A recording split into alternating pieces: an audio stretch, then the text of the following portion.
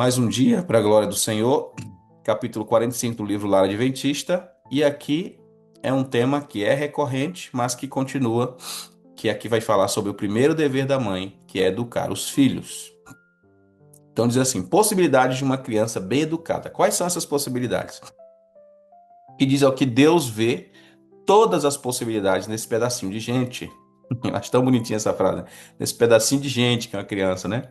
Ele sabe que com a devida educação, a criança se tornará uma força para o bem no mundo. Ele observa com ansioso interesse para ver se os pais executarão seu plano ou se, por exagerada bondade, destruirão o seu propósito, mostrando para com a criança a indulgência que gerará sua ruína presente e eterna. Transformar um ser aparentemente insignificante e desvalido numa bênção para o mundo e uma honra para Deus é grande, elevada obra, tá vendo? Não deve os pais permitir que nada se interponha entre eles e as suas obrigações para com os filhos. Que maravilha isso aqui, irmãos. Aqui diz que Deus vê todas as possibilidades desse pedacinho de gente que ele te deu. Você já pensou numa situação dessa? Deus vê todas as possibilidades, ele vê. Ou seja, existem várias possibilidades, e quando a gente dá a educação devida a esta criança, ela se tornará uma força para o bem neste mundo. Eu fico olhando, a gente olha para, se nós olharmos para o mundo em geral, nós vamos perceber que, mesmo com o pecado atingindo esse mundo, mesmo assim, a maioria do mundo são pessoas de bem, né? Pessoas de bem, assim, são pessoas honestas, que estão ali vivendo as suas vidas. E tem aquela minoria que são pessoas que que roubam os outros, que eu falo assim diretamente, né? Que vivem uma vida de roubo, que estão aí presas, que causam, que estupram e tudo. Não, não são a maioria, essas pessoas que estão fazendo mal, assim, diretamente, né? Obviamente, indiretamente, tem muita gente ruim, né? Porque a nossa natureza é pecaminosa. Então, todos nós estamos no pecado, todos nós somos pecadores. Mas o fato de eu ser pecador não está fazendo com que eu saia hoje daqui e vá matar alguém ali, assassinar alguém. Vocês estão entendendo o que eu estou querendo dizer, certo? Então, nós percebemos que se existe essa educação na casa, é porque de alguma forma Deus colocou no coração, na mente dos pais, para que ensine os filhos com essas orientações. Só que vocês que estão ouvindo essas mensagens percebem que existe uma educação espiritual e celestial que Deus quer que nós ensinamos os nossos filhos. E aqui vai dizer que Deus vê todas as possibilidades desse pedacinho de gente, e ele diz que se nós educarmos com a devida educação, ela tornará uma força para o bem.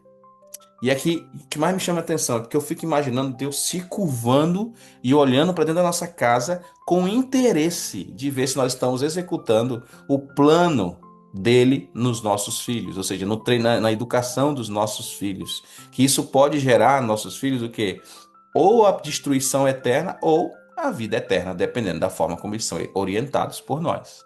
Entendeu? Então, assim, é algo que nós temos que levar muito em consideração, independente se é uma criança nova, mas se tiver debaixo do seu teto, se você ainda tiver ainda a força para influenciar, que eu e você possamos fazer isso, pois é uma obrigação nossa, né? É uma obrigação dos pais educar os filhos nos caminhos do Senhor, do Senhor.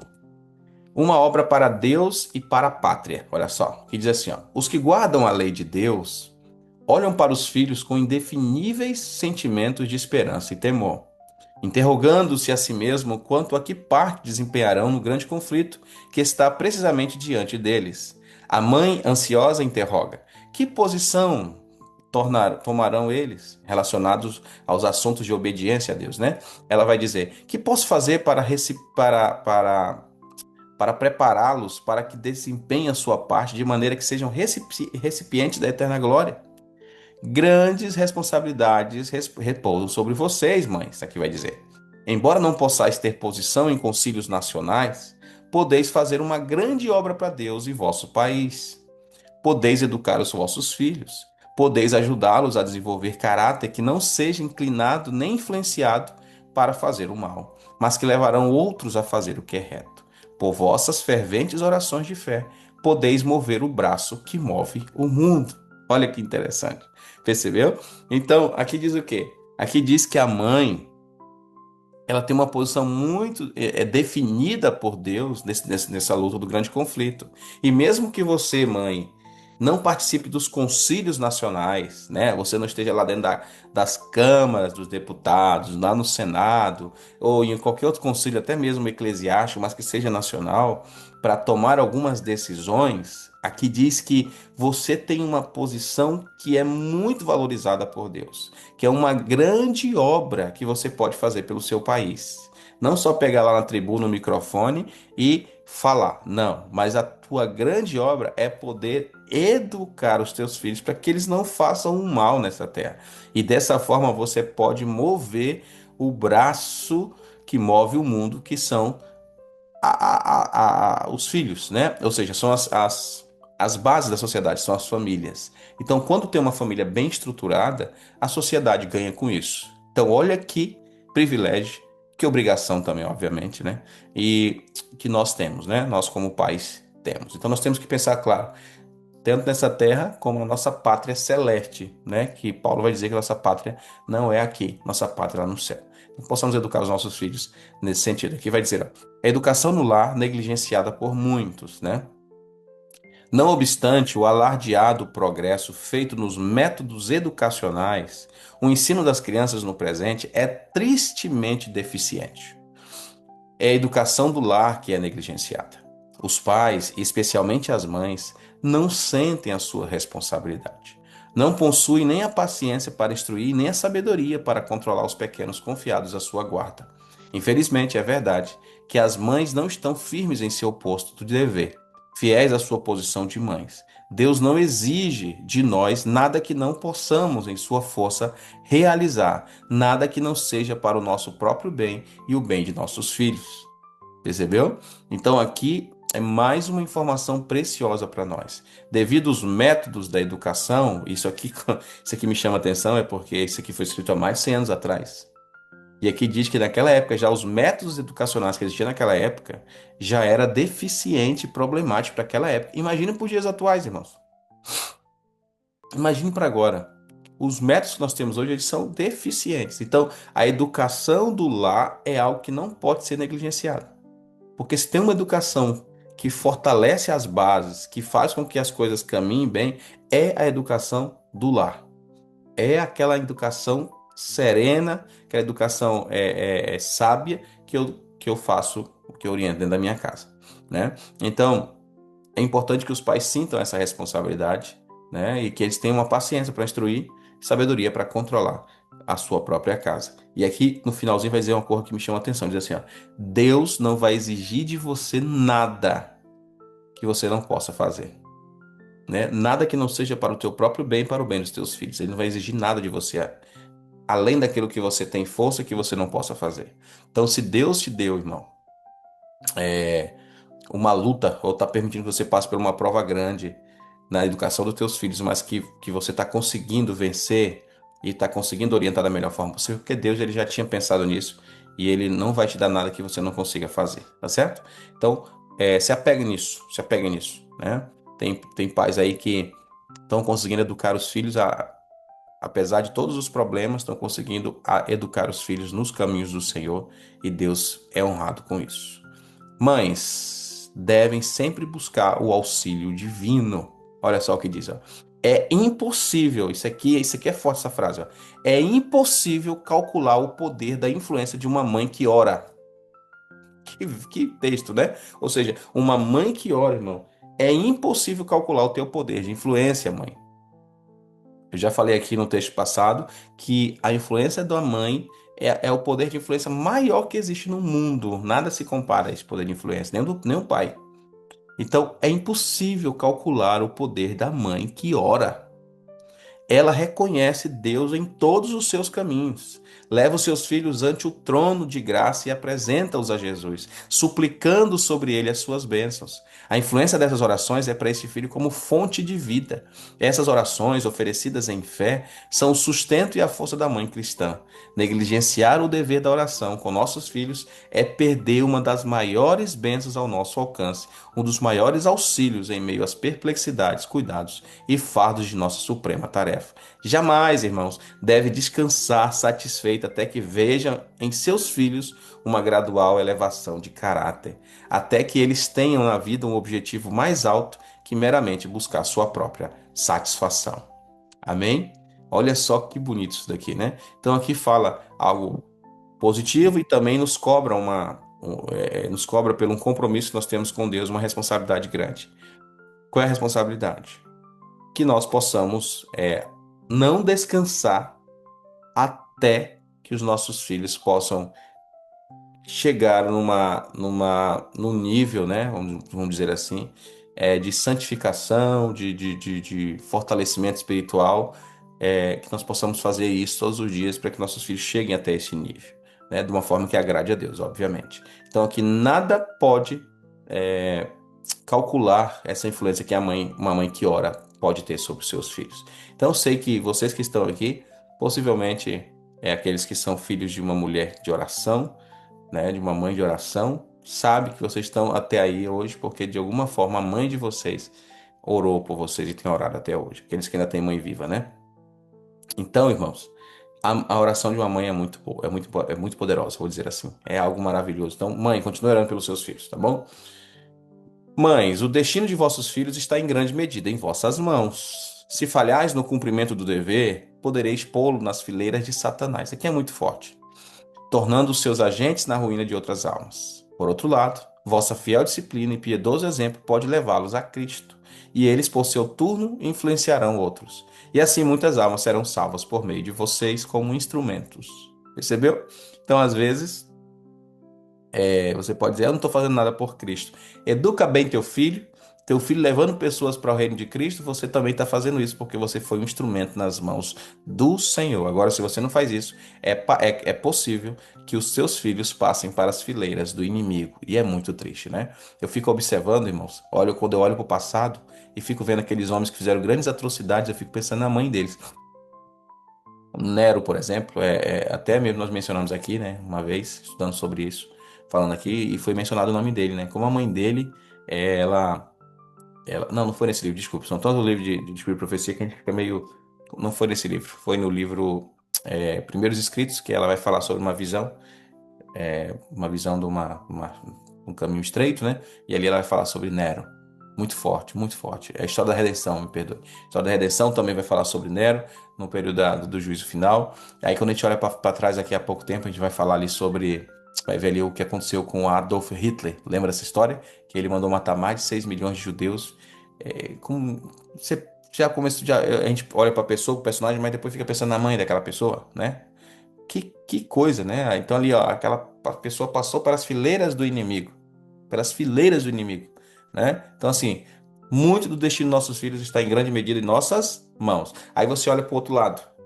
Eu falei exemplos ruins, agora olha para o outro lado. De grandes homens nessa terra que fizeram a diferença. O lado positivo. As mães deles também, né? Maravilhoso. Então você saber que você foi mãe de uma pessoa que ajudou uma comunidade, que fez isso, que melhorou tudo, enfim, que morreu por uma causa importante, por Jesus. É muito bom, né? Então, mãezinha, prepara seu coração que vai ter muitas surpresas, muitas coisas maravilhosas que Deus ele vai recompensar você pelas orações que você faz aos seus filhos. Prepara teu coração com isso. Cultivar o bem e reprimir o mal, diz, os pais devem cooperar com Deus, levando os filhos a seu amor e temor. Não podem desgostá-los mais do que pelo negligenciar a correta educação dos filhos. Devem vigiar cuidadosamente as palavras e ações de seus pequenos, se não querem que o inimigo ganhe influência sobre eles. Até nisso, né? Nós temos que tomar cuidado. Isto ele está intensamente desejoso de fazer, a fim de poder contrariar o propósito de Deus. Bondosa, interessada e eternamente devem os pais trabalhar por seus filhos, cultivando todo bom traço e reprimindo cada traço mau que se desenvolve no caráter dos pequenos. Eu não sei se vocês viram, irmãos, essa semana passada agora, uma foto de uma família onde o filho adolescente matou o pai e a mãe, o irmãozinho pequenininho. Vocês chegaram a ver isso? Não sei se vocês conseguiram ver isso nos jornais. Foi a notícia que ganhou as telas de televisão, de internet esses últimos dias aí. O menino pediu para ir na casa de uma namoradinha que morava em outro estado, acho que é em Goiás. Ele estava em São Paulo, se eu não me engano. E aí parece que os pais não permitiram. Aí o pai tinha uma arma em casa. Esse menino pegou, deu um tiro na cabeça do pai, depois deu um tiro na cabeça da mãe e por fim matou o bebezinho, que ele disse que não queria que aquele bebezinho crescesse sem pai, sem mãe. E aí perguntaram se ele se arrependia. Ele falou que não, que ele fazia tudo de novo, se fosse possível. Já pensou uma coisa dessa, irmão? Uma criança matar os próprios pais? É pesado demais, pesado demais. Então nós temos que vigiar nas coisas que nossos filhos fazem, tá bom? Que vigiar, acho que tinha 14 anos. Nós temos que vigiar no que nossos filhos fazem, o que eles estão falando, o que eles estão pensando, o que eles estão vendo. Nós temos que vigiar isso tudo para poder reprimir já os traços ruins que pode ser desenvolvido no caráter dos nossos filhos. Temos que estar vigiando isso aí porque é muito perigoso, né? E qual é a recompensa desse trabalho? Aqui diz, ó, os filhos são a herança do Senhor. Eles somos responsáveis pela administração de sua propriedade. A educação e instrução dos filhos para serem cristãos é o mais elevado serviço que os pais podem prestar a Deus. É uma tarefa que requer paciente labor, esforço de toda a vida, diligente e perseverante. Pela negligência deste trabalho, a nós confiado, provamo-nos mordomos infiéis. Trabalhem igualmente os pais para a família com amor, fé e oração, até que possam ir a Deus com alegria e poder dizer o seguinte: quando Deus perguntar, cadê os filhos que eu te dei? Aí você pode responder isso aqui: eis aqui os filhos que me deu o Senhor. Amém? Que essa seja a nossa resposta diante de Deus, quando Deus perguntar dos nossos filhos. Isaías 8,18. Quando ele perguntar, cadê os filhos que eu te dei, fulano? E você diz, aqui estão os filhos que o Senhor me deu. Então, que nós possamos ser achados como mordomos fiéis e não como mordomos infiéis. Que Deus te abençoe e o apelo de hoje é: Senhor Jesus, me ajude a ter forças para colocar em prática esses ensinamentos. Que meus filhos sejam educados por mim como o Senhor deseja. Quero ver todos os meus filhos andando ao teu lado. Você que tem filhos, faça esse projeto, faça esse propósito, converse com o Senhor e tome uma decisão hoje mesmo de educar os seus filhos nos caminhos de Cristo. Amém? Que Deus te abençoe e eu oro para que essa mensagem tenha ficado clara para você nessa manhã. Vamos orar? Oremos.